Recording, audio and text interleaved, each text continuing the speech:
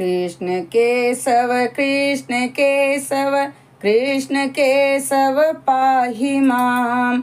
राम राघव राम राघव राम राघव रक्ष माम। राधे राधे दोस्तों, सरिता ज्ञान गंगा में आप सभी का स्वागत है। आइए हम लीला पुरुषोत्तम भगवान श्री कृष्ण की कथाओं का श्रवण करें। कुछ समय से इस कथा को हमने विराम दिया हुआ है, इसलिए अब फिर से इसको प्रारंभ कर रहे हैं, तो आप लोग ज़रूर सुनिए। पिछली कथा में आप लोगों ने सुना किस प्रकार से शरद पूर्णिमा की रात्रि को सभी गोपियाँ अपने अपने घर को छोड़कर श्री कृष्ण जी के पास आती हैं। अब आगे सुनिए। भगवत गीता के 8वें अध्याय में भगवान का भी कथन है कि जो कोई कृष्णा भावनामृत का उपदेश करता है वह उन्हें परम प्रिय है। उपदेशक को शुद्ध कृष्ण भावनामृत का उपदेश करते समय अनेक कठिनाइयों का सामना करना पड़ता है। कभी कभी तो उसे शारीरिक प्रहार सहने होते हैं। कृष्ण इसे परम तपस्या मानते हैं, इसलिए कृष्ण ने कहा कि ये उपदेशक उनको अतिशय प्रिय है। यह कृष्ण के शत्रु उन पर अपना ध्यान केंद्रित करने से ही मोक्ष की आशा कर सकते हैं, तो जो लोग कृष्ण को परम प्रिय हैं उनके लिए तो कहा ही क्या जा सकता है।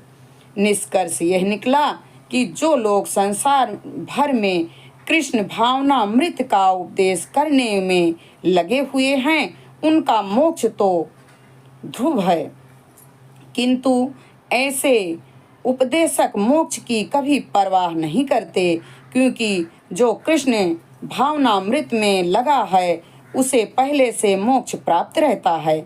इसलिए सुखदेव स्वामी ने राजा परीक्षित को आश्वस्त किया कि वे निश्चिंत रहें, क्योंकि जो कृष्ण के प्रति आकृष्ट हैं उसे भौतिक बंधन से मुक्ति मिल जाती है, क्योंकि कृष्ण योगेश्वर हैं।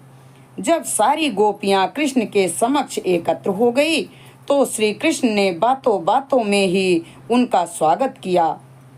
उन्होंने शब्द चातुरी से उन्हें मोहित करना चाहा, अतः वे इस प्रकार बोलने लगे।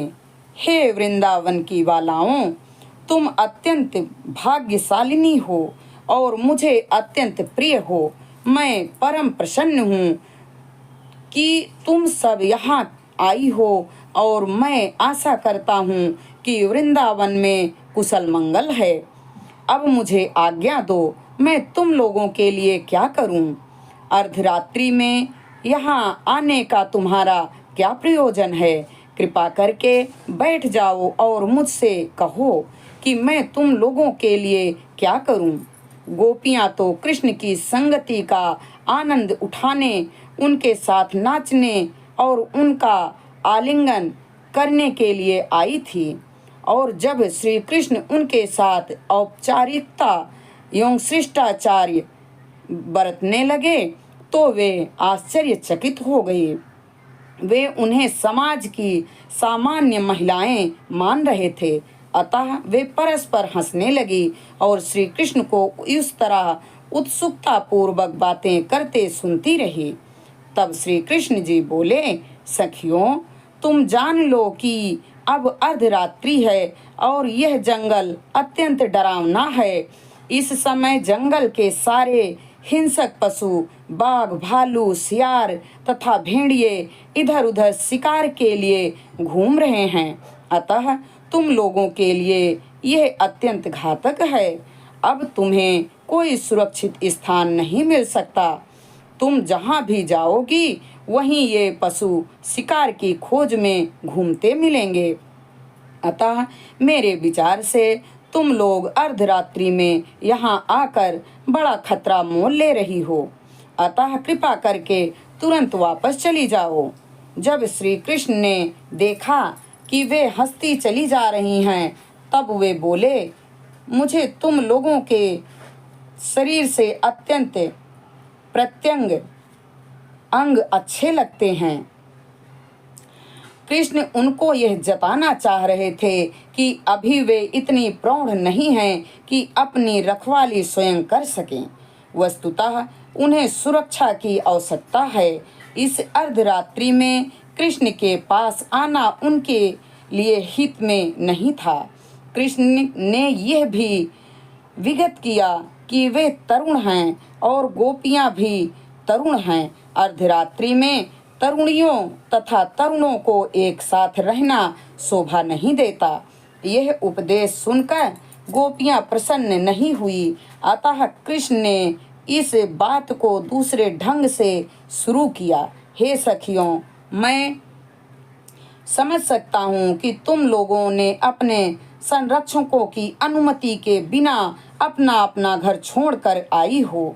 तुम्हारी माताएं, तुम्हारे पिता, तुम्हारे बड़े भाई, यहाँ तक तुम्हारे पुत्र तुम्हें ढूंढ लाने के लिए अत्यंत उत्सुक होंगे।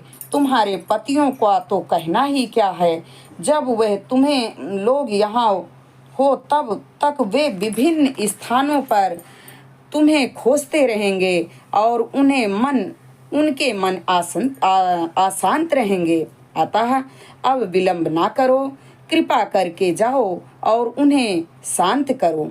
जब गोपियां कृष्ण की इस सहज सलाह से कुछ विचलित तथा क्रुद्ध प्रतीत हुई तो उन्होंने अपना ध्यान वन की शोभा निहारने की ओर लगा दिया और समय सारा वन तेज चमकते चंद्रमा से प्रकाशित हो रहा था और वायु चुपके से खिलते फूलों के ऊपर से बह रही थी। वृक्षों की हरी भरी पत्तियां मंद समीर से हिल डुल रही थी।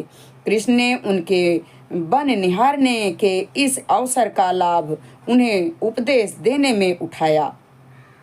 मुझे लगता है कि तुम लोग इस रात्रि में सुंदर वृंदावन का जंगल देखने आई हो, किंतु जब तक तुम संतुष्ट हो चुकी होगी, अतः तुम लोग बिना विलंब किए अब अपने अपने घर लौट जाओ। मैं जानता हूँ कि तुम सब अत्यंत पतिव्रता स्त्रियां हो और चूंकि तुम सब वृंदावन के जंगलों का सुंदर वातावरण देख चुकी हो, अतः तुम लोग अपने घर लौट जाओ।